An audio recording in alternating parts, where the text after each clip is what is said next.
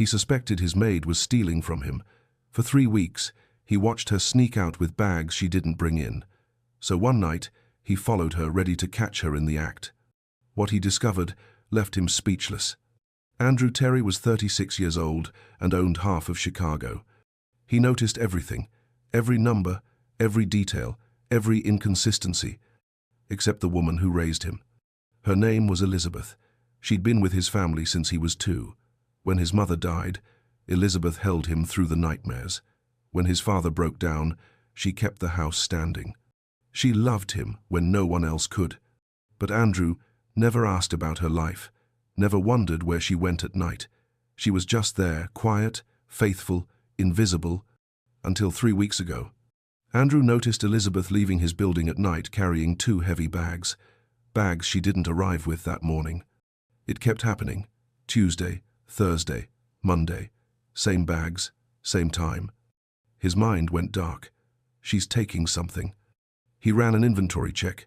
His office, his pantry, his safe. Nothing missing. But those bags kept appearing, and the question burned, what's she hiding? So on a rainy Thursday night, Andrew decided to follow her. He left work early, parked down the block, waited. When Elizabeth walked out, coat pulled tight, bags weighing her down, Andrew's chest tightened. Tonight he'd know the truth. She took the bus south, deep into neighborhoods his company owned, blocks he'd renovated and priced families out of. She got off at 63rd Street, turned down an alley behind an old church, paint peeling, windows dark. Elizabeth knocked. The door opened, light spilled out. Andrew waited, then followed her down. The basement was full of people, homeless men, tired mothers, kids in thin coats, all eating soup from paper plates. And there was Elizabeth, hair down, old sweater, standing at a stove serving food, calling people by name, smiling like Andrew had never seen. A young man stepped up. "Miss Elizabeth, you got cornbread?" "Made it fresh, Marcus." She handed him 2 pieces wrapped in foil. A little girl tugged her sleeve. "Where does the food come from?" Elizabeth knelt down. "I make it with love, baby, so you grow strong." Andrew couldn't breathe. Those bags weren't stolen. They were given. Elizabeth was using her own money, her small paycheck, to feed people who had nothing, people his company had pushed out. She could have asked him for help, but she didn't. Because after 34 years, she'd decided something about him. She didn't trust him with her mercy. Andrew stumbled back up the stairs. Rain hit his face. He waited 2 hours in his car. When Elizabeth finally came out, empty bags, slow steps, Andrew rolled down his window. "Elizabeth." She turned. No surprise, just quiet sadness. "Get in." She did. They drove in silence. Then Andrew's voice cracked. "How long?" Elizabeth stared out the window. 17 years. Since my daughter died. He'd sent flowers to that funeral, never asked how she died. "Why didn't you tell me?" She looked at him. "What would you have done? Made it about you?" Her voice was soft but sharp. "I wanted them to stay human, not your charity case." Something broke inside Andrew's chest. He drove her to a small house on the south side, walked her to the door. Inside, he saw a frame on the wall, a military medal, the Bronze Star, awarded to Sergeant Elizabeth M. Hart for saving 17 lives in Desert Storm. The woman who made his tea every morning was a war hero, and he never knew. Before we go on, hit subscribe, like this video, and tell me where you're watching from. Because God brought this story to you today, maybe to open your eyes, maybe to heal something broken. Stay with me. What happens next will change everything. Andrew didn't go home that night. He sat in his car outside Elizabeth's house until the sun started to rise. Rain had stopped, the city was quiet, and all he could see was that medal on her wall. 17 lives. She'd saved 17 lives. And he'd never asked her a single question about who she was. When he finally drove back to his penthouse, the sun was breaking over Lake Michigan. The building let him in like it always did, gates opening, lights adjusting, elevator waiting. But this time, it all felt different, cold, empty, like a machine pretending to be a home. Andrew stood at his window looking out at the skyline. His skyline, buildings with his name carved into steel, towers that reshaped the city. But what had he really built? He thought about Elizabeth. 34 years. She'd been there his whole life. He remembered being 7 years old, standing at his mother's funeral in a suit that didn't fit right. His father couldn't even look at him. The grief was too much. But Elizabeth, she stood beside Andrew the whole time, held his hand, let him cry into her coat when no one else would. He remembered being 12, struggling with math homework at the kitchen table. His father was traveling again. The house felt too big, too quiet. Elizabeth sat with him, didn't understand the equations, but she stayed anyway, made him hot chocolate, told him he was smart enough to figure it out. He remembered being 17, the night before he left for college. She packed his bags, ironed his shirts. And when he came downstairs with his suitcase, she hugged him, the only real hug he'd gotten in years, and whispered, "Make me proud." And he had. He'd built an empire, made millions, put the Terry name on half of Chicago. But he'd never once asked if she was proud, never asked what she needed, never asked if she was okay.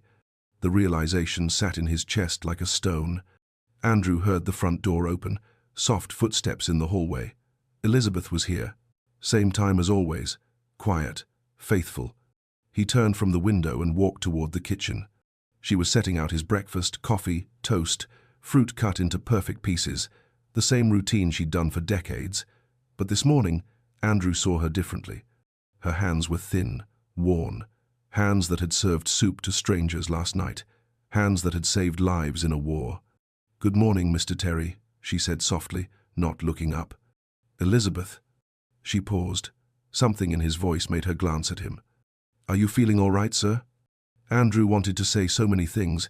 He wanted to apologize, to explain, to ask her why she never told him, but the words caught in his throat. "I'm fine," he said quietly. "Just didn't sleep well." Elizabeth nodded, poured his coffee, set the cup down gently. And Andrew realized something that made his stomach turn. She was still calling him sir, still moving carefully around him like he was someone to serve, not someone to trust. After everything, after raising him, loving him, holding his broken pieces together, she still didn't feel safe enough to be honest with him. He'd done that, built that wall between them without even knowing it. Elizabeth turned to leave, and Andrew's voice stopped her. "Elizabeth." She turned back. "Yes, Mr. Terry?" He looked at her, really looked, and saw a stranger, a woman with a whole life he knew nothing about, a hero the world forgot, a mother who'd buried her daughter, a soldier who'd bled for her country, and he'd reduced her to someone who made his coffee. "Thank you," he said, his voice breaking slightly, "for everything." Elizabeth's face softened, just for a moment. Then she nodded. "Of course, sir." She walked out, and Andrew stood there alone in his perfect kitchen, in his perfect penthouse, in his perfect empire, and felt like the poorest man alive. He pulled out his phone, opened his calendar, meetings, conference calls, investment reviews, his whole day mapped out in 15-minute blocks, but none of it mattered. Andrew closed the calendar, opened his notes, and typed one question: "Who is Elizabeth Hart?" It was the first honest question he'd asked in 34 years, and he had no idea what the answer would cost him. Andrew couldn't focus. He sat in his office on the 72nd floor, staring at a contract worth $40 million. The words blurred together. All he could think about was Elizabeth. His assistant knocked. "Mr. Terry? The investors from New York are online too. Tell them I'll call back." She blinked. "But you scheduled this call 3 weeks ago." "I said I'll call back." She left quietly. Andrew leaned back in his chair and closed his eyes. 17 lives. Elizabeth had saved 17 lives in a war, and he didn't even know she'd served. He opened his laptop, typed her name into the search bar. Elizabeth Hart, Desert Storm. Nothing came up. Just a few generic military records, a list of Bronze Star recipients from 1991. Her name was there, Sergeant Elizabeth M. Hart, but no story, no article, no recognition. The world had forgotten her, just like he had. Andrew shut the laptop, grabbed his coat, Told his assistant he was leaving for the day. "It's only 11:30, sir." "I know what time it is." He drove south, back to 63rd Street, back to that neighborhood he'd only seen in development reports and profit projections. In daylight, it looked different. Older women sat on porches, kids played in empty lots, a man fixed a car on the street. People lived here. Real people, not statistics. Not obstacles to progress. Andrew parked near the church, the one with peeling paint and boarded windows. In the daylight, it looked even more forgotten. A sign out front read, "Community Hope Center, all welcome." He walked around back. Down those same concrete steps, the basement door was unlocked. Inside, it was empty, quiet. Just folding tables stacked against the wall and a small kitchen in the corner. The smell of soup still lingered in the air. Andrew stood there, trying to imagine Elizabeth in this space, serving food, smiling at strangers, calling them by name. "Can I help you?" Andrew turned. A young man stood in the doorway. Same military jacket from last night. "Marcus." "I was just—" Andrew stopped. "I was looking around." Marcus studied him. Recognition flickered in his eyes. "You were here last night, standing in the doorway." Andrew nodded. "You're the developer, right? The one who owns half the buildings around here." "I am." Marcus crossed his arms. "So, what are you doing here?" Andrew didn't know how to answer that. "I'm trying to understand something." "Understand what?" "Elizabeth, the woman who runs this place." Marcus's expression softened slightly. "Miss Elizabeth? She doesn't run it. She just shows up. Been coming every week for years. Feeds us, talks to us, treats us like we matter." "How long have you known her?" 3 years. Since I came back from Afghanistan." Marcus's jaw tightened. "I was living on the streets. Couldn't hold down a job. Kept having episodes. Flashbacks. Nobody wanted to deal with it." He walked over to the kitchen. Touched the counter like it was sacred. "Miss Elizabeth found me sleeping behind this church one night. Brought me soup. Didn't ask questions. Just sat with me. Let me talk when I was ready." Andrew felt something twist in his chest. "She got me into a program." Marcus continued. "Helped me find a place to stay. Checked on me every week. Still does."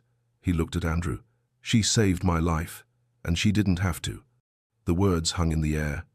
"She saved 17 lives in the war," Andrew said quietly. Marcus turned. "What?" "In Desert Storm. She was a combat medic. Saved 17 soldiers under fire. Got the Bronze Star." Marcus stared. "She never told me that." "She never tells anyone." They stood in silence for a moment. "Why are you really here?" Marcus asked. Andrew looked around the basement, at the folding tables, the small kitchen, the handwritten sign that said, "All are welcome." "Because I've known her my whole life," Andrew said, his voice cracking. "And I just realized I don't know her at all." Marcus watched him carefully. "You're the one she works for, aren't you? The family she's been with for decades." Andrew nodded. "And you never asked?" "No." Marcus shook his head, laughed bitterly. "Man, that's something. She gives everything to people like us. And the people she actually works for, the ones who could actually help her, don't even see her." The words hit Andrew like a fist. "I see her now," Andrew said. "Do you?" Marcus challenged. "Or do you just feel guilty?" Andrew didn't answer. Because he didn't know. Marcus moved toward the door, stopped. "She comes every Thursday night, 7 o'clock. If you really want to understand, don't just visit once. Show up, stay, listen." He left. Andrew stood alone in that basement. The smell of soup, the stacked tables, the quiet. And for the first time in his life, Andrew Terry felt small. Not because of what he lacked, but because of what he'd never given. He pulled out his phone, opened his calendar. Thursday night was blocked with a gala. Investors, donors, speeches about urban development and corporate responsibility. Andrew deleted it and typed in Community Hope Center, 7 p.m. He didn't know what would happen, but he knew he couldn't walk away. Not this time. Thursday came.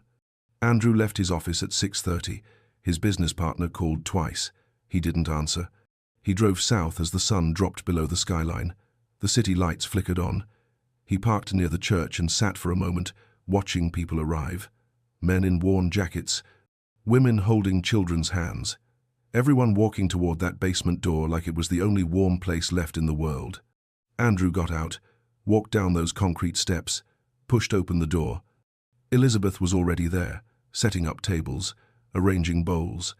Her hair was pulled back, and she wore the same jeans and sweater from last week. She looked up when he entered. For a moment, neither of them spoke. "Mr. Terry," she said finally. Her voice was careful, guarded. "I wanted to help," Andrew said.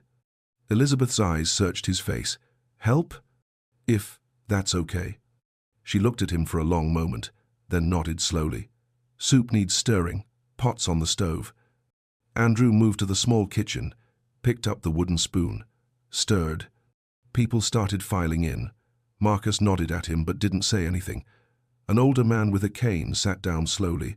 A mother with 2 kids found seats in the corner. Elizabeth moved between them like she'd done this 1,000 times, pouring soup, handing out bread, touching shoulders gently, asking quiet questions. "How's your knee, Mr. Wilson?" "Still bothering me, Miss Elizabeth. I'll bring you some cream next week." Andrew watched her. She knew everyone, remembered everything. "You gonna just stand there?" Marcus called from across the room. Andrew looked at Elizabeth. She handed him a stack of bowls. "People are waiting."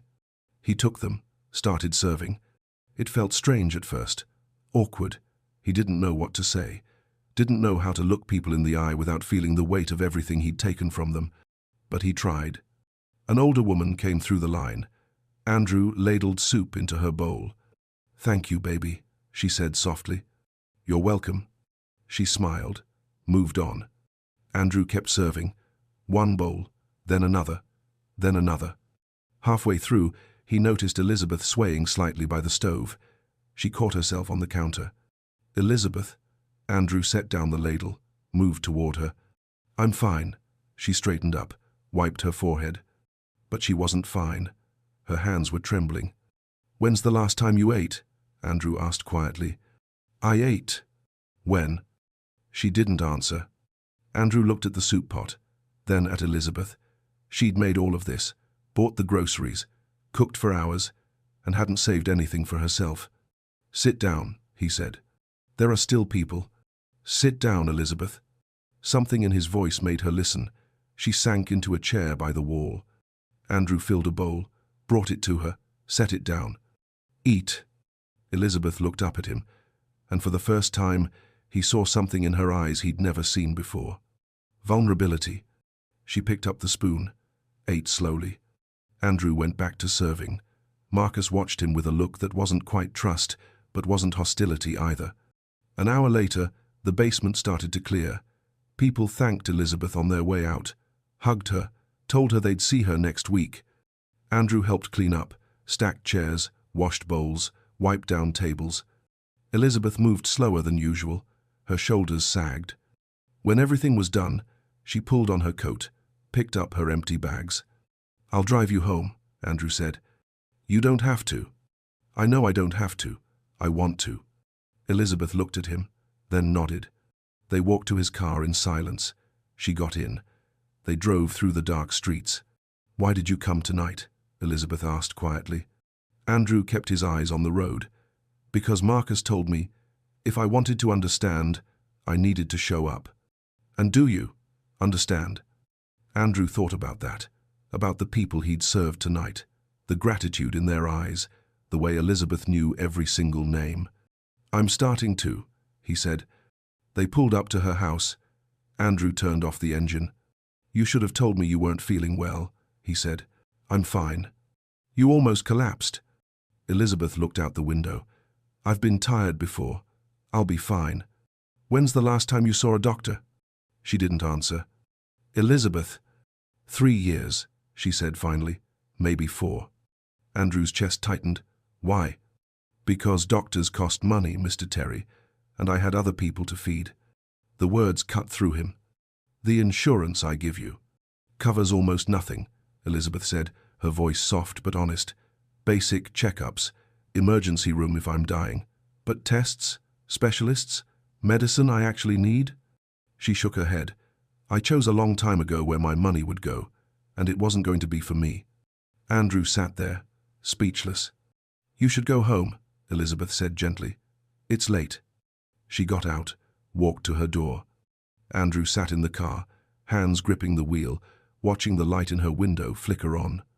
And something inside him broke open. Not guilt this time. Resolve. He pulled out his phone, called his head of HR. "I need Elizabeth Hart's insurance upgraded. Full coverage. Effective immediately." "Sir, it's almost 10 at night." "I don't care what time it is. Get it done." He hung up, stared at Elizabeth's house. She'd given everything, and he'd given her nothing. That was going to change. Andrew couldn't sleep again that night. He kept thinking about what Elizabeth had said. 3 years, maybe 4, since she'd seen a doctor. While he spent thousands on suits he wore once, cars he barely drove, art he never looked at. The next morning, Andrew called his doctor's office, made an appointment for Elizabeth, full physical, blood work, everything. When Elizabeth arrived at his penthouse that afternoon, he was waiting. "Elizabeth, I need you to do something for me." She set down her bag. "Of course, Mr. Terry. I made you a doctor's appointment. Tomorrow at 10. She went still. "I don't need—" "Yes, you do. Mr. Terry, I appreciate the thought, but it's not a thought, it's happening." His voice was firm. "I've already upgraded your insurance. Full coverage, no copays, no limits." Elizabeth stared at him. Something shifted in her expression. Not gratitude, something harder. "Why now?" she asked quietly. "What? Why now, Mr. Terry? I've worked for you for 34 years, and suddenly you care about my health?" The words hung between them. Andrew felt his throat tighten. "Because I didn't know. You didn't ask." The truth of it landed like a weight. Elizabeth picked up her bag. "I'll go to the appointment, but not because you're telling me to, because I need to keep doing what I do, and I can't do that if I collapse." She walked past him toward the kitchen. Andrew stood there, feeling the distance between them grow even as he tried to close it. Over the next few days, Andrew started spending more time at home, working from his study instead of his office, watching Elizabeth move through the penthouse with that same quiet efficiency she'd always had. But now he noticed things he'd never seen before. The way she paused at the top of the stairs, catching her breath. The way she gripped the counter when she thought no one was looking. The way her hands shook slightly when she poured his coffee. She was in pain, and she'd been hiding it for years. Wednesday evening, Andrew found her in the kitchen. She was packing containers, soup, bread, vegetables. "You're going to the center tonight?" he asked. "I go every week." "Let me help." Elizabeth didn't look up. "You helped last week. I want to help again." She stopped, set down the container, turned to face him. "Mr. Terry, I don't know what you're trying to do, but whatever this is, this sudden interest in my life, it doesn't change anything." "What do you mean?" Her eyes met his, clear, unflinching. "I've been invisible to you for 34 years. You didn't wonder where I lived, what I needed, if I was okay, and I made peace with that. I found my purpose outside of this place, outside of you." Each word was quiet but sharp. "But now you follow me, show up at the center, upgrade my insurance, make doctor's appointments." She shook her head. "And I'm supposed to be grateful? I'm trying to make things right." "You can't." Elizabeth's voice cracked slightly. "You can't undo 34 years, Mr. Terry. You can't erase the fact that you saw me every single day and never once thought to ask if I was all right, if I was lonely, if I was hurting." Andrew felt something break inside his chest. "I raised you," Elizabeth continued, her voice trembling now. "I held you when you cried, fed you when you were hungry, sat with you in the dark when the grief was too much. I loved you like my own son." Tears gathered in her eyes. "And you never even learned my middle name." The silence that followed felt like it could swallow the world. Andrew wanted to say something. Anything. But what could he say? She was right. About all of it. "I'm sorry," he whispered. Elizabeth wiped her eyes, picked up the containers. "I need to get to the center. Let me drive you." "No." "Elizabeth." "No, Mr. Terry." She looked at him one more time. "You want to help? Really help? Then stop trying to fix me. Stop trying to fix your guilt. And start looking at what you've actually built, because it's not just me you've been blind to." She walked out. Andrew stood alone in the kitchen. The penthouse felt massive around him, cold, empty. He walked to the window, looked out at the city, his city, the towers with his name, the skyline he'd reshaped. And for the first time, he saw it differently. Each building was a neighborhood erased. Each tower was families displaced. Each profit margin was people pushed out of homes they'd lived in their whole lives. He pulled out his phone, opened the files for the Southside Waterfront project, the one he'd just closed, the one displacing 600 families. He started reading the reports, really reading them. Family profiles, income levels, how long they'd lived there, where they'd go when his company took their buildings. One report stood out. An elderly man named Calvin Wilson lived in the same apartment for 40 years, veteran, disabled. The buyout Andrew's company offered wouldn't even cover 6 months' rent anywhere else. Andrew scrolled down. Another name, Maria Santos, single mother, 3 kids, working 2 jobs. Losing her apartment meant pulling her kids out of their school, moving an hour away from her jobs. Another, and another, and another. 600 families, 2,000 people, real names, real lives, real loss. And Andrew had signed off on it without thinking twice. He sat down, put his head in his hands. Elizabeth was right. He hadn't just been blind to her. He'd been blind to everyone. Thursday morning, Andrew's phone rang. "Mr. Terry, this is Dr. Patel from Northwestern Memorial. You're listed as the emergency contact for Elizabeth Hart." Andrew's stomach dropped. "Is she okay?" "She's stable, but she collapsed during her appointment yesterday. We admitted her for observation." Andrew was out the door before the doctor finished talking. He found her in a private room on the 4th floor. She was asleep, an IV in her arm, monitors beeping softly beside the bed. Andrew sank into the chair next to her. His hands were shaking. Dr. Patel came in 20 minutes later. Young, kind eyes. She pulled up a chair. "Mr. Hart." "Terry, I'm not her son. I'm her employer." Dr. Patel paused, nodded. "Elizabeth has advanced diabetes. Her kidneys are showing early damage. Her blood pressure is dangerously high, and she's severely anemic." Andrew felt the room spin. "All of these conditions are treatable," Dr. Patel continued, "but they've gone unmanaged for years. She told me she hasn't seen a doctor in over 3 years." "I know. She needs medication, specialist care, regular monitoring." The doctor looked at him directly. "Her previous insurance wouldn't have covered most of this. She would have had to pay out of pocket probably $400–500 a month, maybe more." Andrew closed his eyes. "She was choosing between her health and something else," Dr. Patel said softly.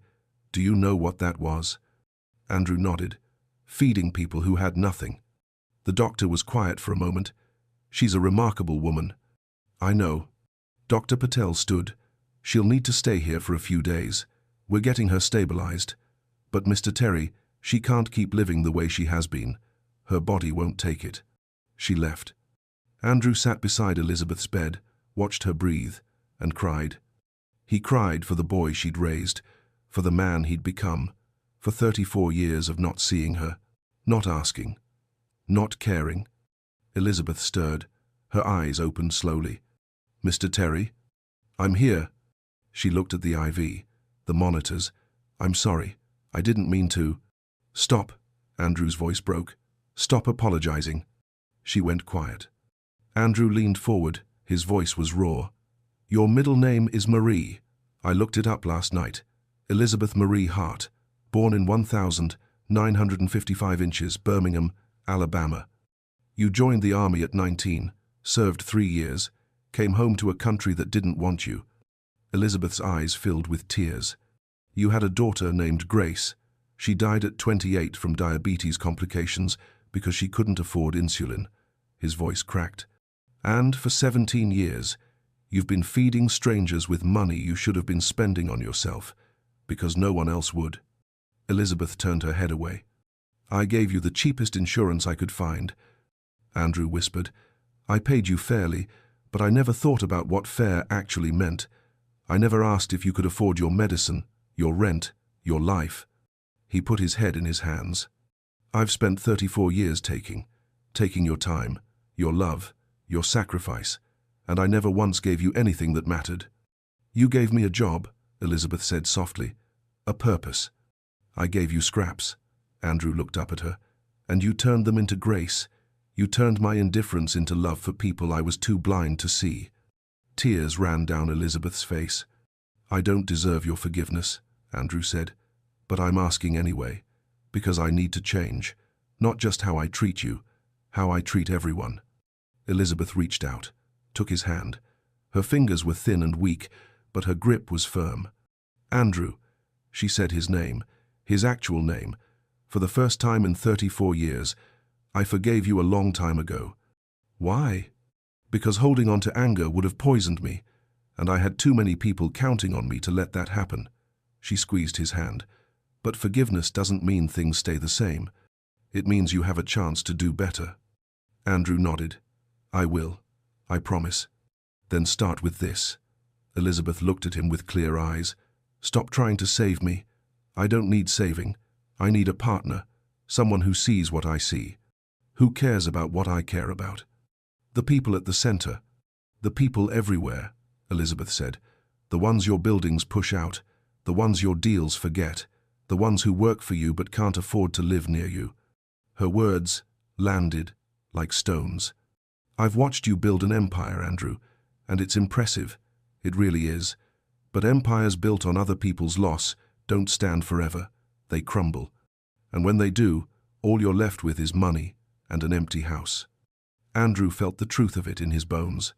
So if you want to change, Elizabeth said, her voice gentle but firm, then change what you're building, not just for me, for everyone. Andrew sat there, holding her hand, feeling the weight of 34 years pressing down on him, but also feeling something else. Hope. Not the kind that erases the past, the kind that makes the future possible. Okay, he whispered. Okay. Elizabeth closed her eyes, exhausted, but peaceful. Andrew stayed beside her bed until she fell asleep. Then he pulled out his phone, opened his calendar, cleared the next 2 weeks, and made a call to his lead attorney. The Southside Waterfront Project. I want every family we're displacing contacted personally.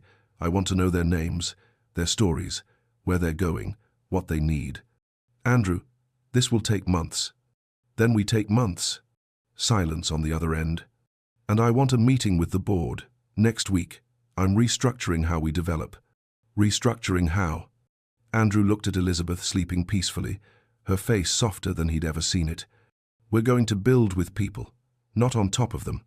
He hung up, sat back in the chair, and for the first time in his life, Andrew Terry felt like he was finally waking up. Elizabeth stayed in the hospital for 5 days. Andrew visited every morning and every evening, brought her books, sat with her in silence, learned things he should have known decades ago. Her favorite color was purple. She loved old gospel music.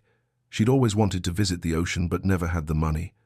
Small things, human things. On the 6th day, Elizabeth came home. Andrew had already arranged everything, a nurse to check on her daily, medications delivered, a schedule of follow-up appointments. But Elizabeth didn't go back to work. For the first time in 34 years, Andrew's penthouse felt empty without her. Thursday came, 7 o'clock. Andrew drove to the center alone. When he walked in, Marcus was setting up tables. He looked up, surprised. "Where's Miss Elizabeth?" "She's recovering. Doctor's orders." Marcus's face tightened with worry. "Is she okay?" "She will be, but she needs rest." Andrew picked up a stack of chairs, started helping. Marcus watched him for a moment, then nodded. People started arriving. Andrew served soup, handed out bread, tried to remember names the way Elizabeth did. An older man came through the line, thin, grey beard, leaning heavy on a cane. Andrew recognized him from the reports. Calvin Wilson. "Evening," Andrew said, filling his bowl. Mr. Wilson nodded, took his soup to a corner table, sat down slowly, like his bones hurt. Andrew's hands went cold. This was the man, the one from the development files. 40 years in the same apartment, displaced by Terry Development, offered a buyout that wouldn't cover 3 months' rent anywhere else. Andrew set down the ladle, walked over. "May I sit?" Mr. Wilson looked up, studied him. Free country. Andrew sat. His throat felt tight. "I'm Andrew Terry." "Mr." Wilson's expression didn't change. He just kept eating his soup. "I know who you are." The words were quiet, not angry, just tired. "You bought my building," Mr. Wilson said, 2 years ago. Said you were going to renovate, make it better. And you did. New windows, fresh paint, real nice. He took another spoonful of soup. "Then you raised the rent, from $800 a month to $2,300. Gave us 60 days to leave or sign a new lease we couldn't afford." Andrew couldn't breathe. "I lived there 40 years, Mr. Wilson continued, his voice steady. "Raised my son in that apartment, buried my wife from that apartment. Every morning I'd sit by that window and watch the sun come up over the lake. 40 years. He looked at Andrew. "Now I sleep in a shelter, or here, when they'll let me. Because the buyout you gave me, $12,000 for 40 years, ran out in 6 months. Andrew felt tears burn his eyes. "I'm sorry," he whispered. Mr. Wilson set down his spoon. "You sorry? Or you just feel bad now that you got a face to the name?" The question cut clean through. "Both," Andrew said, his voice breaking. Mr. Wilson studied him. "You know what the worst part is? It wasn't even personal to you. You probably signed that deal without thinking twice. Just another building, just another number. You're right. I know I'm right, Mr. Wilson leaned back. "I was somebody before your company came. Had a home, had dignity. Now I'm just another old man with a cane, eating free soup in a church basement." Andrew put his head in his hands. "Mr. Wilson, I can't undo what I did, but I can." "Can what?" The old man's voice rose slightly. "Give me my home back. Give me my 40 years back. Give me back the morning I watched the sun come up from my window and felt like I belonged somewhere." The basement had gone quiet. People were watching. "You can't fix this with money, Mr. Wilson said. "You can write me a check right now and it won't change the fact that you looked at my life and decided it was worth less than your profit margin." Each word landed like a hammer. Andrew looked at him. This man who'd lost everything. This man whose home he'd taken without a second thought. "You're right," Andrew said. "I can't fix it, but I can stop doing it. I can change how we build. I can make sure no one else loses their home the way you did." Mr. Wilson's eyes narrowed. "Words are cheap, Mr. Terry." "I know, so let me prove it." Andrew's voice was raw. "Come work with me. Help me understand what I've been too blind to see. Tell me how to build without destroying. Because I don't know how, and I need someone who does." Mr. Wilson stared at him. Marcus stepped forward. "You serious?" "Yes." "You're going to let a homeless man tell you how to run your billion-dollar company?" "He's not homeless. He's a man I made homeless." Andrew looked at Mr. Wilson, "and he knows more about what this community needs than I ever will." The basement was silent. Mr. Wilson picked up his soup, took a slow sip, set it down. "I'll think about it." It wasn't a yes, but it wasn't a no. Andrew nodded, stood, walked back to the kitchen. His hands were shaking, his heart was pounding. Marcus came over, stood beside him. "That took guts," Marcus said quietly. "That was the truth." "Yeah, but most people with power don't tell the truth. They make excuses." Andrew looked at him. "I'm done making excuses." Marcus nodded slowly. "Then maybe, just maybe, you're actually serious about this." They finished serving in silence. When the night ended and everyone left, Andrew sat alone in the empty basement. The smell of soup, the stacked chairs, the quiet. He thought about Mr. Wilson. 40 years. Gone. Because Andrew signed a paper without thinking. How many others were there? How many lives had he reshaped without ever knowing their names? He pulled out his phone, called his assistant. "I need the full list of every property Terry Development has acquired in the last 10 years, and I need the displacement records. Every family, every person. I want names." "Sir, that's going to be thousands of files." "I don't care how many it is. I need to see them. All of them. He hung up, sat in the silence, and made a promise to the empty room, to Mr. Wilson, to Elizabeth, to every person his empire had forgotten. He would see them, every single one, and he would do better. Not because it was profitable, because it was right. Andrew didn't sleep that night.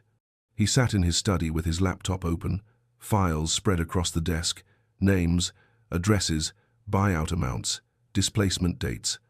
10 years of development, 43 buildings acquired, over 2,000 families relocated. He started reading. James Patterson, age 62, lived in his apartment, 28 years, worked as a janitor at the same school his grandkids attended. Buyout, $14,000. Current status, moved 2 hours outside the city, lost his job, can't see his grandkids anymore. Andrew sat back, closed his eyes, kept going. Maria Santos, single mother, 3 kids, worked 2 jobs, one as a nurse's aide, one cleaning offices at night. Displacement forced her to pull her kids from their school, moved to a smaller place farther from her jobs. She now spends 4 hours a day on buses just to get to work. Andrew's hands shook. He kept reading, name after name, story after story. A young couple who'd saved for 3 years to afford their first apartment. Gone in 60 days. An elderly woman who'd lived in the same building since 1972 died 6 months after being displaced. Her daughter wrote in a complaint letter that she never recovered from losing her home. Andrew read that letter 3 times. Then he put his head down on the desk and wept. Hours passed. The sun rose. Andrew didn't move. His phone buzzed. A text from his business partner. Board meeting in 2 hours. You ready? Andrew stared at the message, then at the files covering his desk. He wasn't ready.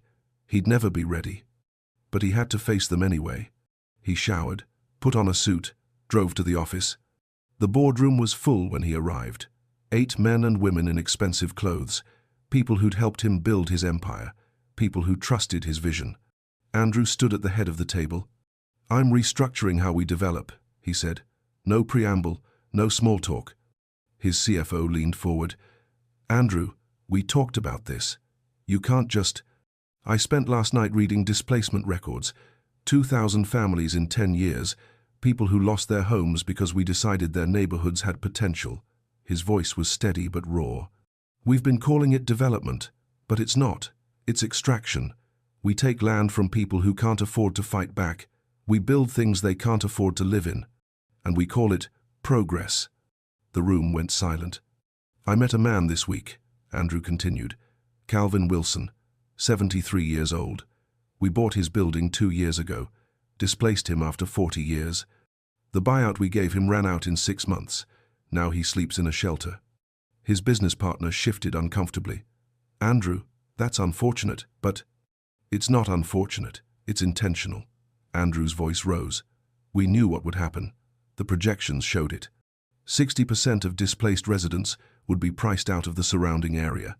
We saw that data, and we moved forward anyway. Because it was profitable, his CFO said. That's how business works. Then maybe we're in the wrong business.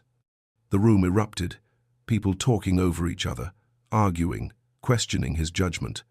Andrew let them, then he raised his hand. The room quieted. I'm proposing we build differently. Mixed income housing, community ownership models, hiring locally, profit sharing with long-term residents. We'll still be profitable, just not at their expense. This will cut our margins by 40%, his CFO said. I don't care. The investors will pull out. Then we find new investors.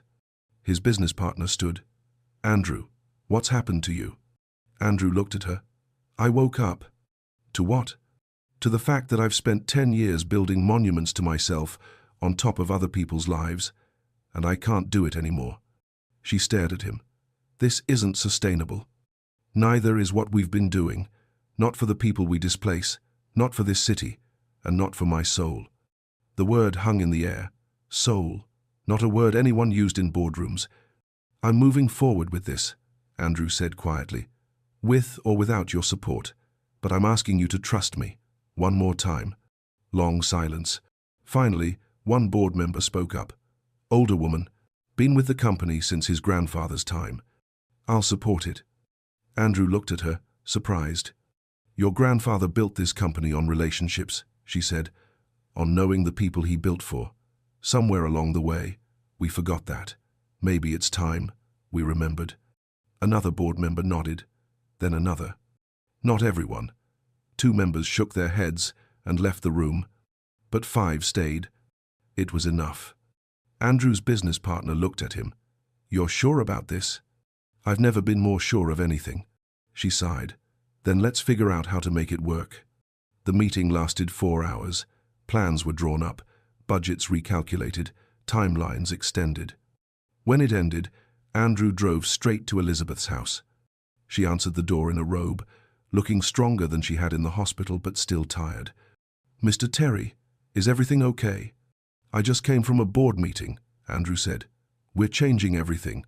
How we build, how we develop. I'm restructuring the entire company. Elizabeth studied his face. And I need your help.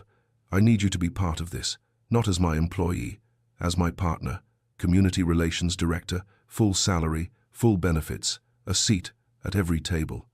Elizabeth was quiet for a long moment. Why me?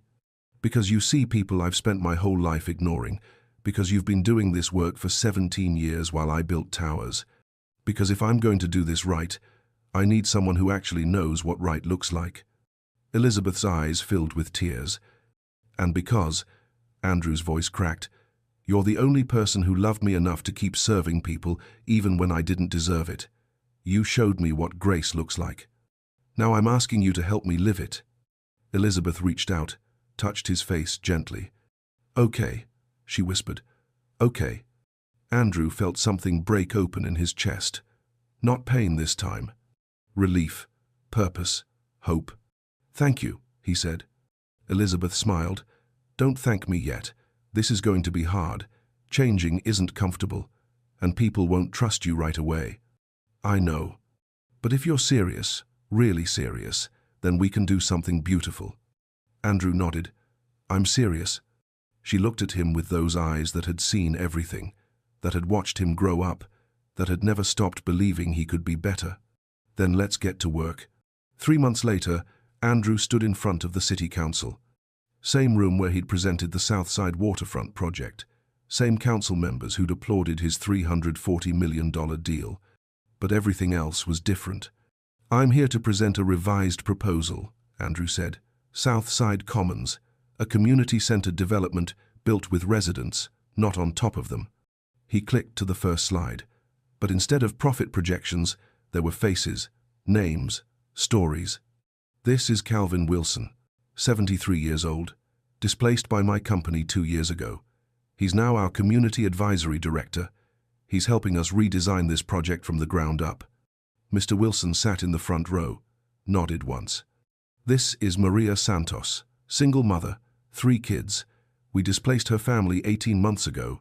She's now our family services coordinator, making sure no family loses their home without real support and options. Maria sat next to Mr. Wilson. Her eyes were wet, but her chin was high. Andrew continued. The new Southside Commons will be 40% affordable housing, 30% workforce housing, 30% market rate.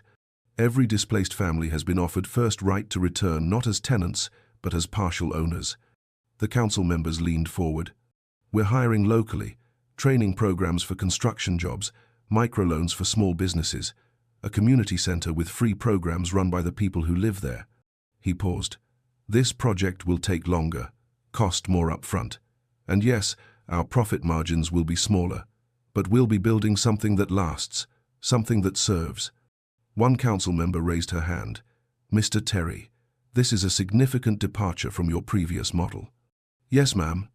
What changed? Andrew looked at Elizabeth, sitting quietly in the back row.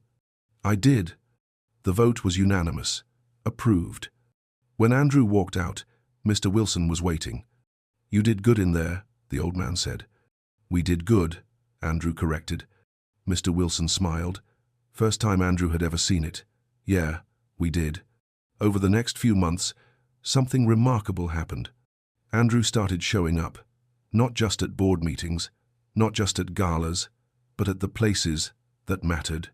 Every Thursday, he was at the center, serving soup, learning names, listening to stories. Every Monday, he met with the Community Advisory Board residents who'd been displaced, now helping reshape how Terry development built. Marcus was hired as Director of Veteran Services. He designed programs that helped former soldiers find jobs, housing, mental health support. Mr. Wilson brought in other long-time residents, people who knew the neighborhood's history, who understood what the community needed.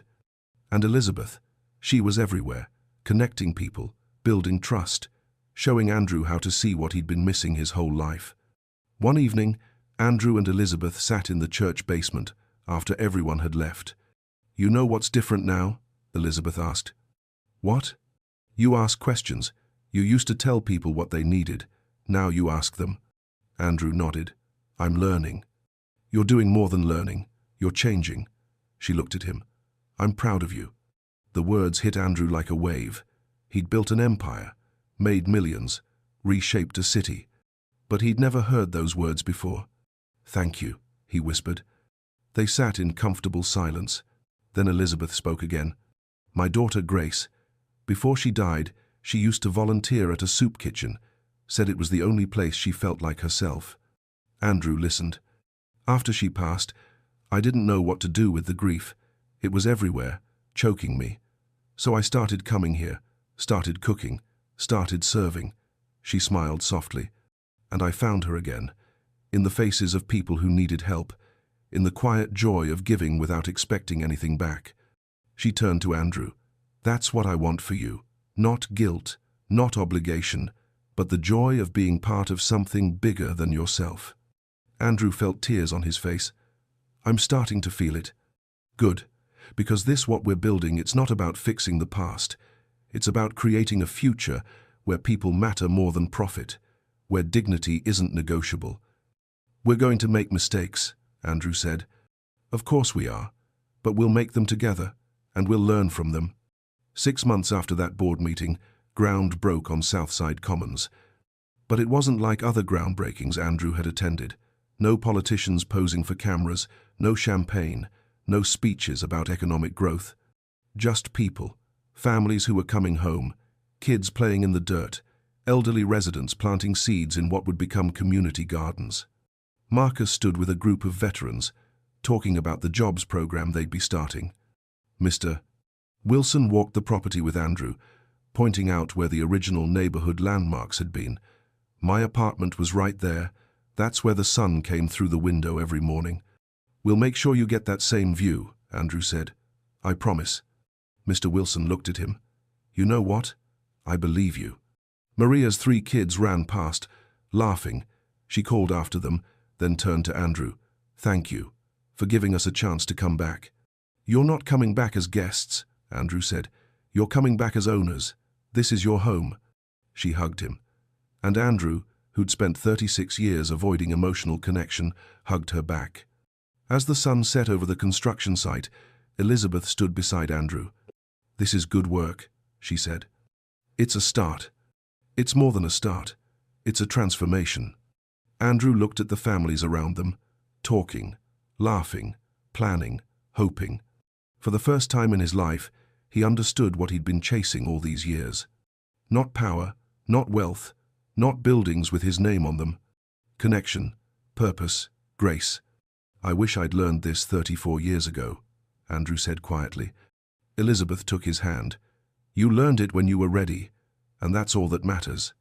They stood together as the sky turned gold, then pink, then purple, and Andrew felt something he'd never felt before.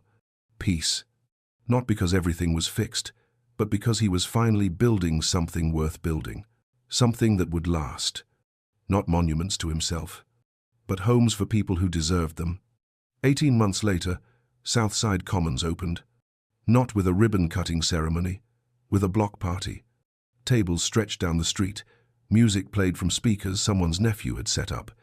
Kids ran between the buildings, new buildings with big windows and front porches where people could sit and watch the sun rise. Andrew stood at the edge of it all, watching. Marcus walked over, hand in hand with a woman Andrew had met a few months back. "Mr. Terry, This is my fiancée, Jennifer. Andrew shook her hand. Congratulations. Marcus told me what you did, she said, giving him a chance when no one else would. He gave me a chance, Andrew said, taught me how to see. Marcus smiled, walked off with Jennifer toward the food tables. Mr. Wilson sat on a bench in front of his new apartment. Same view he'd had 40 years ago, same sunrise every morning. He waved. Andrew waved back. Maria's kids were playing basketball on the new court. She stood watching them, arms folded, peace on her face.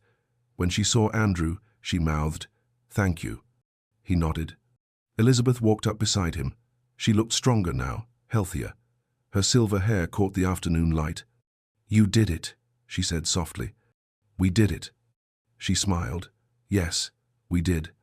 They stood together, watching the community celebrate. People who'd been scattered were home, families who'd been broken were whole, and in the center of it all was something Andrew had never built before. Belonging. "I was thinking about something," Andrew said. "About that night I followed you, when I expected to find a thief." Elizabeth looked at him. "I was so sure you were taking something from me. But the truth is, you'd been giving me everything my whole life, and I just couldn't see it." His voice cracked. "You loved me when I was unlovable, served me when I was blind, and when I finally opened my eyes, you didn't walk away, you stayed. You helped me become someone worth being." Elizabeth's eyes filled with tears. "I don't know if I'll ever be the man you believed I could be," Andrew continued, "but I'm trying, every day, because of you." Elizabeth took his hand. "Andrew, you already are." A little girl ran up Shanice, the one from the church basement. She was taller now, smiling. "Miss Elizabeth, come see our new apartment. We have 2 bedrooms, and a kitchen with a window." Elizabeth laughed. "I'll be right there, baby." Shanice ran off. Andrew looked at Elizabeth. "You know what I realized? I spent 36 years building things I could see from 72 floors up, towers, skylines, monuments." He gestured to the families around them. "But this people with homes, kids with hope, veterans with purpose, you can't see this from up there. You can only see it when you come down, when you get close enough to look people in the eye." Elizabeth squeezed his hand. "And now you see." "Now I see." The sun was setting. Gold light spilled across the new buildings, the community garden, the playground, where children laughed. Elizabeth started walking toward Shanice's family, then stopped, turned back. "Andrew?" "Yeah?"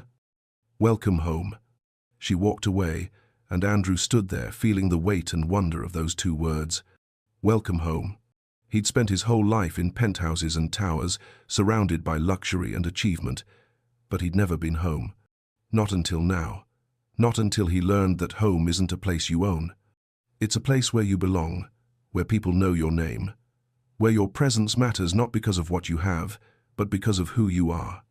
Andrew walked into the crowd, shook hands, hugged children, listened to stories, and somewhere in the middle of it all, surrounded by people he'd once ignored, in a neighborhood he'd almost destroyed, Andrew Terry finally understood what his life was for.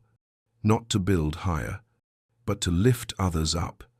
Not to take more, but to give everything. Not to be seen, but to see. He looked up at the sky, the same sky that covered his penthouse 72 floors up, but from down here it looked different. Closer, warmer, like grace bending low enough to touch the broken places. And Andrew whispered a prayer he'd never prayed before. "Thank you, for Elizabeth, for second chances, for eyes that finally see." The prayer was simple, honest, real. Just like the life he was learning to live. A life where wealth wasn't measured in buildings, but in people who felt seen. Where success wasn't counted in profits, but in families who had homes. Where legacy wasn't carved in steel, but written in the hearts of those who'd been loved when the world forgot them. Andrew Terry had spent 36 years building an empire. Now, finally, he was building something that mattered. A community, a family, a home. And as the stars came out over Southside Commons, and music filled the air, and children danced in streets that used to be forgotten, Andrew knew this was what he'd been searching for his entire life. Not power, love, not monuments. People, not his name on a building, but his heart in a place that would remember him long after the towers fell. This was grace. This was home. This was enough.